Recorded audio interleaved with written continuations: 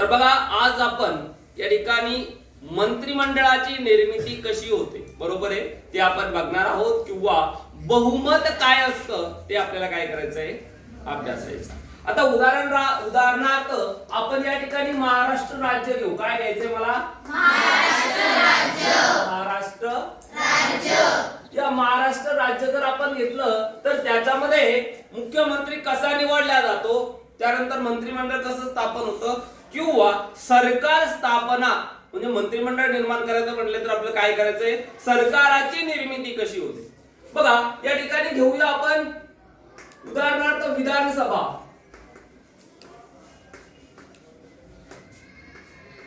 आपल्या महाराष्ट्रामध्ये विधानसभाचे एकूण किती सदस्य असतात? 288. 288 म्हणजे 288 सभासद किंवा सदस्य असतात. किती सदस्य असतात? 288 एवढे सदस्य असतात. मग आता हे काय होतात, महाराष्ट्र राज्यातून निवडून कुठे जातात? विधानसभेवर जातात बरोबर आहे की नाही? काय विधानसभेवर ते जातात आणि त्या ठिकाणी मग आता उदाहरणार्थ 288 सभासद 288 सदस्य निवडून गेल्यानंतर त्याचं काय तयार होतं? मंत्रिमंडळ. मग आपल्या या ठिकाणी महाराष्ट्रामध्ये काही प्रमुख पक्ष आहेत. उदाहरणार्थ भाजप, दुसरं घेऊ आपण शिवसेना बरोबर आहे. 2 शिवसेना आहे, एक शिंदे गट आणि दुसरी शिवसेना कुणाची आहे? कुणाची आहे? उबाठा. कोणती? उबाठा गट बरोबर. त्यानंतरचा पक्ष येतो तो म्हणजे काँग्रेस.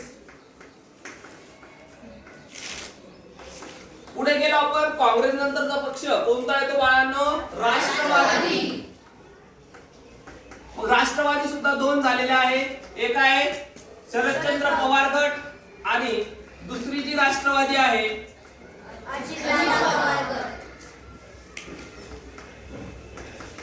अजितदादा पवार बरोबर आहे की नाही? मग आता आणखी या ठिकाणी मनसे घेऊ आपण एक बरोबर आहे. त्यानंतर एमआयएम घेऊ. AIMIM आहे ते पण मी एमआयएम लिहिलं. त्यानंतर आणखी काय? बहुजन समाज आघाडी असेल किंवा बहुजन समाज पक्ष असेल. त्यानंतर अपक्ष आणि राहिलेले समजा इतर पक्ष मी इथं लिहितो. इतर पक्ष जे असतील ते. आता समजा या ठिकाणी एवढे आपले काय आहे? पक्ष आहे बरोबर. मग आता प्रत्येक जण काय करणार आहे, त्याचे जे काही उमेदवार आहे ते उमेदवार या ठिकाणी निवडणुकीच्या रिंगणात उभे करले बरोबर. मग आता प्रत्येकाला वाटतं मला आमदार व्हायचंय बरोबर. प्रत्येकाला काय वाटतं? मला आमदार झाल्यासारखं वाटतं. केव्हा उभं राहिल्यानंतर काय वाटतं की मी आमदार झालो. सगळेच उभे राहणार पण सगळे निवडून येतील का? नाही.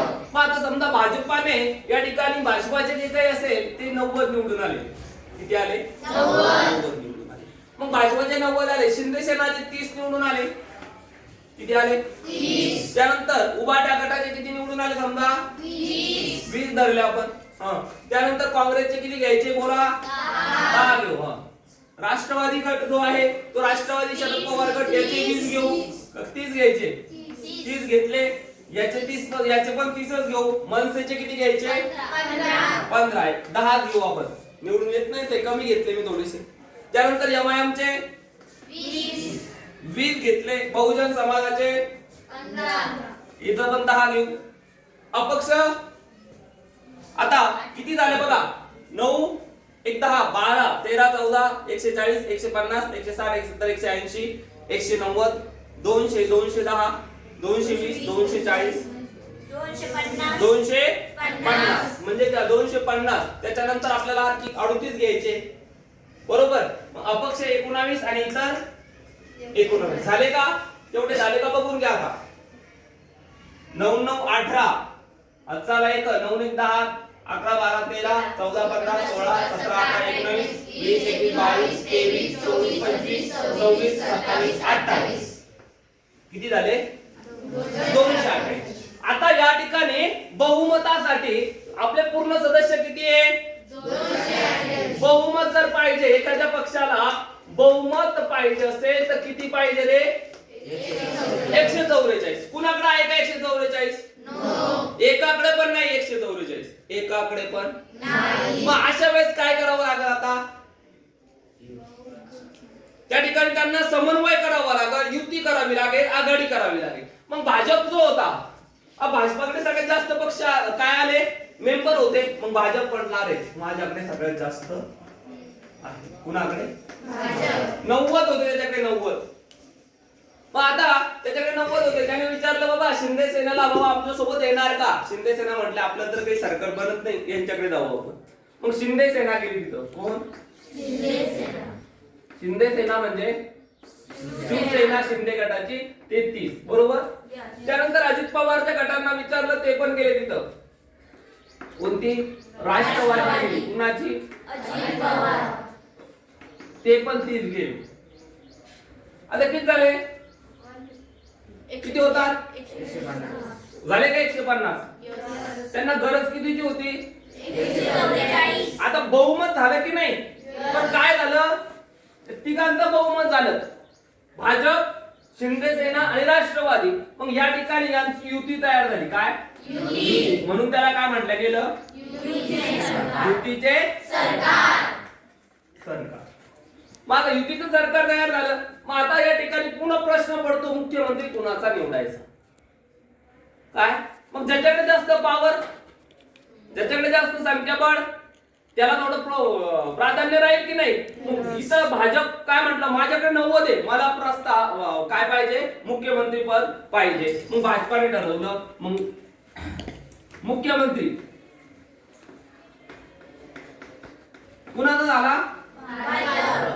भाजप. मग आता हे दोघं जण पण होते.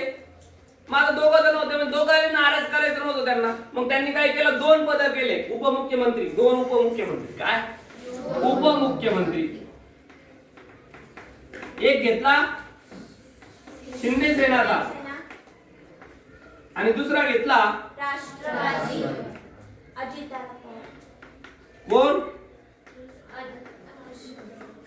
अजित पवार. बरोबर आहे की नाही? म्हणजे अजित दादा पवार जे असेल ते कोणत्या गटाचे घेतले? राष्ट्रवादी. म्हणजे या ठिकाणी त्यांची युती पण झाली आणि त्यांचा समन्वय पण साधला. मग आता खाते वाटप करताना या ठिकाणी हे काही जे काही सदस्य होते 288 सदस्य, मग सगळ्यांनाच नाही, पण आता इथं 150 सदस्य आहे कोणते सरकारमध्ये आलेले, बाकीचे विरोधी पक्षात जाणारे, बाकीचे काय होणार आहे? विरोधी पक्ष राहणार आहे. मग आता याच्यामध्ये काय होणार आहे की मंत्री कुणाला बनवायचं? मग आता मंत्री जर बनवायचं असेल तर त्याचा अगोदर राजकीय अनुभव पाहिला जातो, त्याचा सामाजिक अनुभव पाहिला जातो, त्याचं शिक्षण पाहिलं जातं, त्याच्याकडे असलेले जे काही राजकीय क्षेत्रातील कारकीर्द पाहिलं जाते. मग त्या ठिकाणी मंत्री, जे काही मंत्री ठरवल्या जातं आणि त्यांना खातं वाटप केल्या जातं. अशा पद्धतीने आपल्या महाराष्ट्राचं जे काही बहुमत कसं होतं ते तुम्हाला आज मी सांगितलेलं आहे.